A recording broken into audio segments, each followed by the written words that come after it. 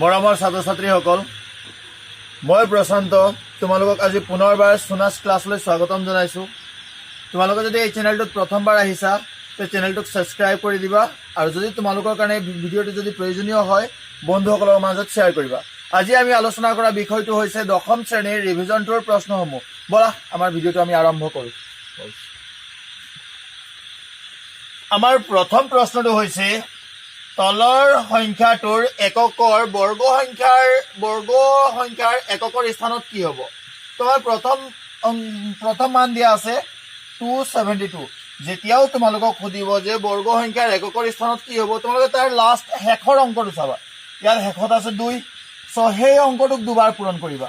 So শেষত আছে 2 কাৰণে 2ক আমি দুবাৰ পূৰণ কৰিলো, 2 পূৰণ 2 ইকুৱেল 4।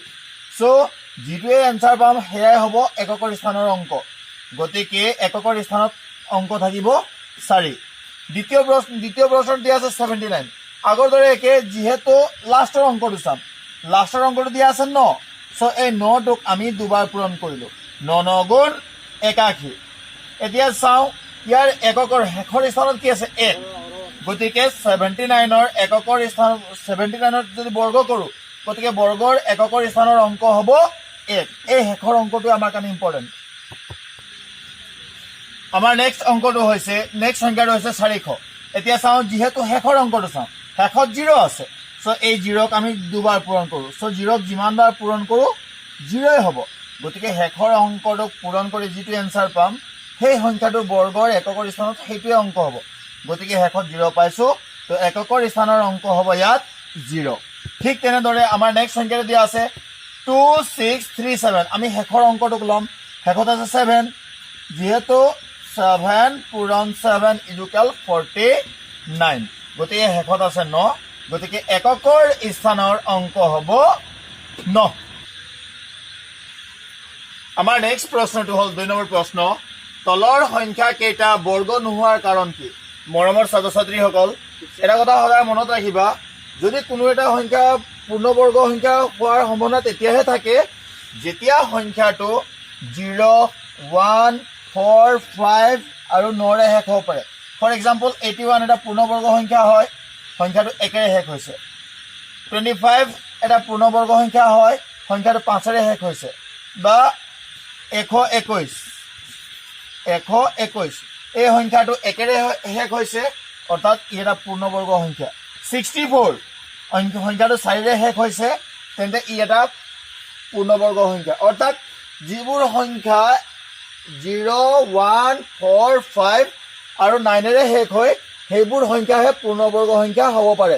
কিন্তু লগত আৰু এটা কথা মনত ৰাখিবা, কোনো এটা সংখ্যাৰ যদি শেষত 0 যদি জোৰ হিচাপে আছে, অৰ্থাৎ এইটো এজোৰ এইটো এজোৰ নবনিলে, সো ই এটা পূৰ্ণবৰ্গ সংখ্যা নহয়। কিন্তু যদি এনেকে থাকে এজোৰ, তেতিয়া ই এটা পূৰ্ণবৰ্গ সংখ্যা, কাৰণ সংখ্যাটোত সোঁফালে থকা শূন্যৰ সংখ্যা জোৰ হিচাপে আছে।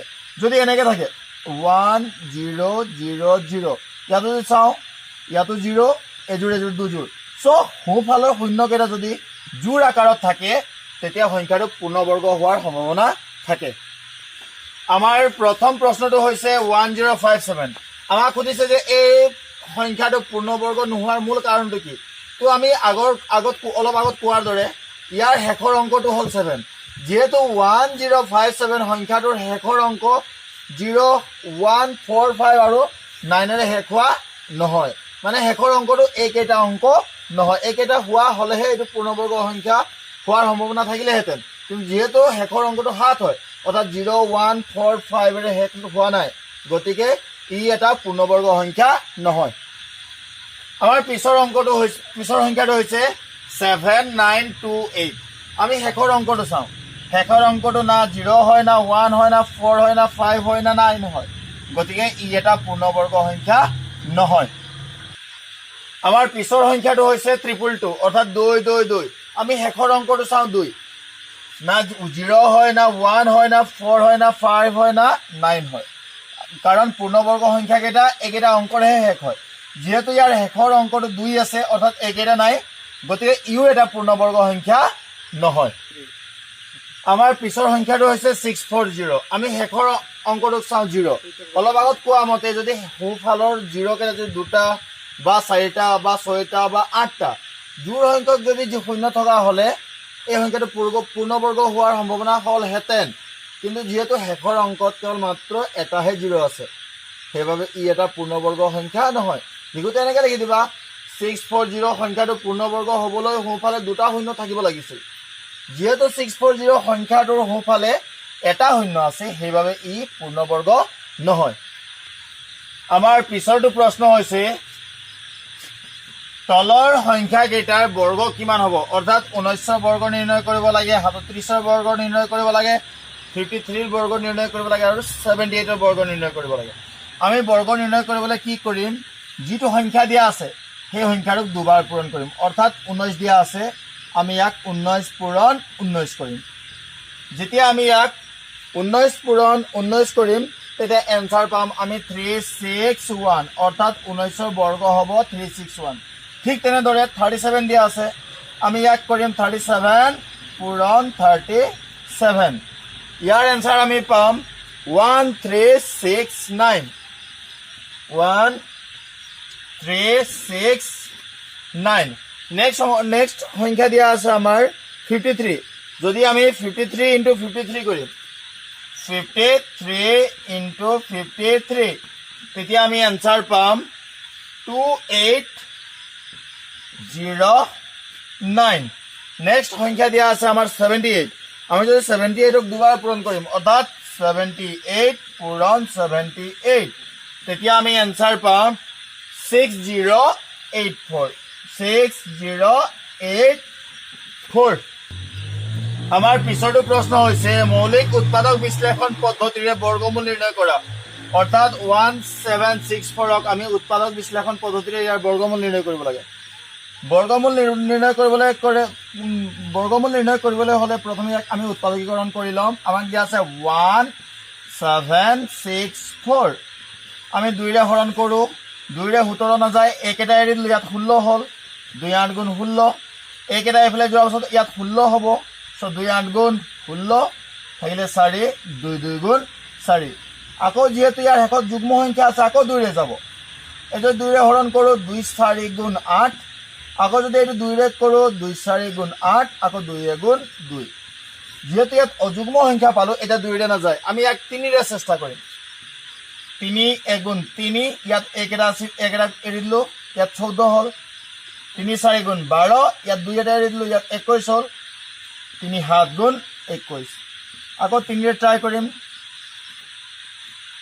ইয়াত 14 আছে, আমি 12 4ৰে দিব পাৰিম, 3 4 গুণ 12, 2 থাকি গ'ল, 27 হ'ল, 3 9 গুণ 27।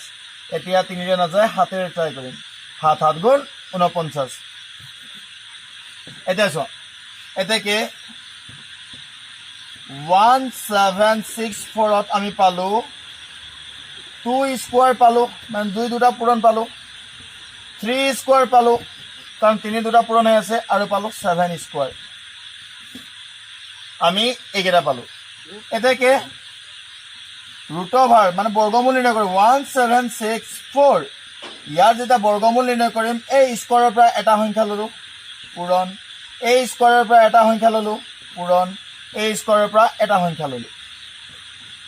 এতিয়া যদি পূৰণ কৰোঁ, 3 2 গুণ 6, 6 7 গুণ 42। গতিকে 1764ৰ বৰ্গমূল হ'ব 42। মৰমৰ ছাত্ৰ ছাত্ৰীসকল, তোমালোকৰ বাকী থকা প্ৰশ্নখিনি ভিডিঅ'টো বেছি দীঘলীয়া নহওক বুলি তোমালোকক কৰি পেলাই দেখুৱাই দিয়া হ'ব। তোমালোকে এই ভিডিঅ'টোক ৰিপিট কৰি অকণ চাই ল'বা, যাতে তোমালোকৰ বুজি পোৱাত সহজ হয়। আমাৰ পিছৰ প্ৰশ্নটো আছিল 9216। 9216ক যেতিয়া উৎপাদকীকৰণ কৰিলোঁ, প্ৰথমে 2ৰে দিলোঁ, 4608, আকৌ 2ৰে দিলোঁ, 2304, আকৌ 2ৰে দিলোঁ, 1152, আকৌ 2ৰে দিলোঁ, 576, আকৌ 2ৰে দিলোঁ, 288, আকৌ 2ৰে দিলোঁ, 144, আকৌ 2ৰে দিলোঁ, 72, আকৌ 2ৰে দিলোঁ, 36, আকৌ 2ৰে দিলোঁ, 18, আকৌ 2ৰে দিলোঁ, 9, 9 2ৰে নাযায়, আমি 3ৰে দিলোঁ। এতিয়া ইয়াৰ বৰ্গমূল নিৰ্ণয় কৰিম। বৰ্গমূল নিৰ্ণয় কৰিবলৈ কি আমি প্ৰথম লিখি লওঁ 7216। ইয়াত পালোঁ 2, 2টা এযোৰ ল'লোঁ, পূৰণ আকৌ 2 পালো দুটা তোমালোকে এটা লাইনত লিখিবা জাগা নাই কাৰণে মই তলত লিখিম আকৌ 2 স্কয়াৰ ললো ইনটু আৰু এজোৰ পালো আকৌ 2 স্কয়াৰ আৰু এজোৰ পালো আকৌ 2 স্কয়াৰ আৰু এজোৰ পালো আকৌ 2 স্কয়াৰ আৰু এজোৰ পালো ইয়াতো আমি লিলো 3 স্কয়াৰ এটা ইয়াৰ বৰ্গমূল নিৰ্ণয় কৰিবলৈ আমি দিম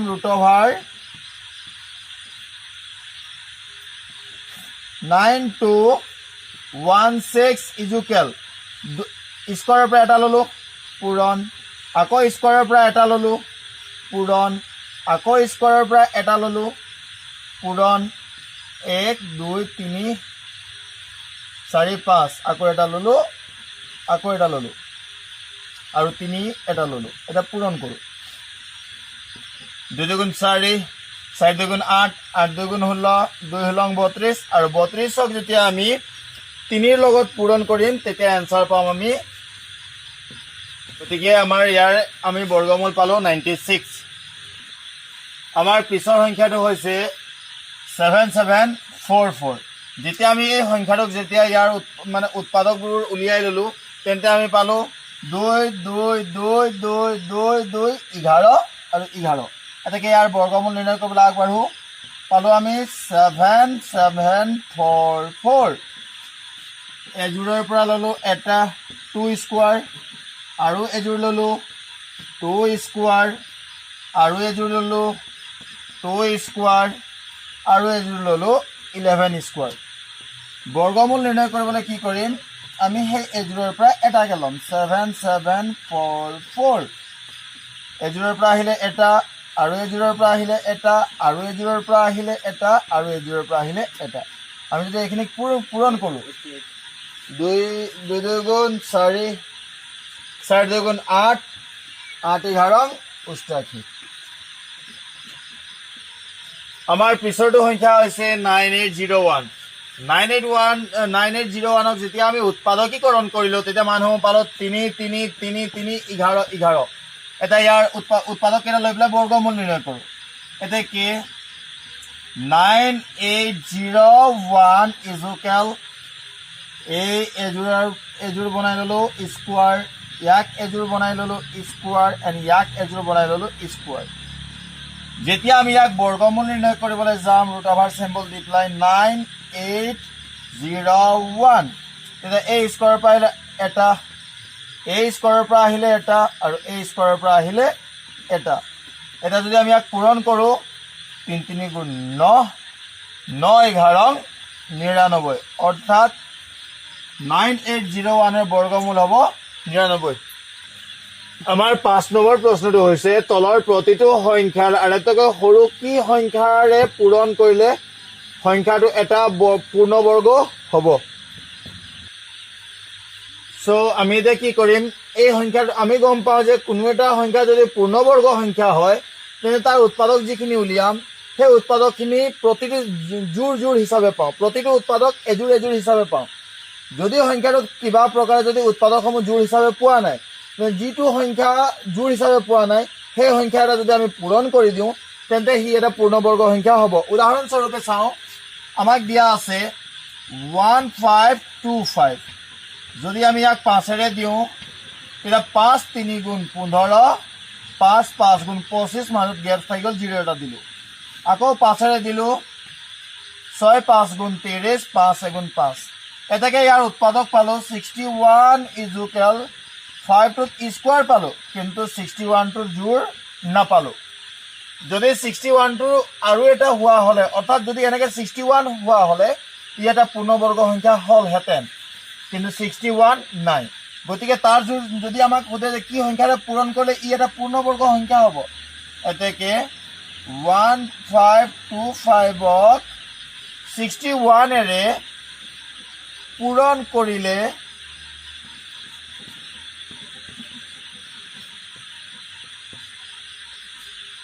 ই এটা পূৰ্ণবৰ্গ সংখ্যা হ'ব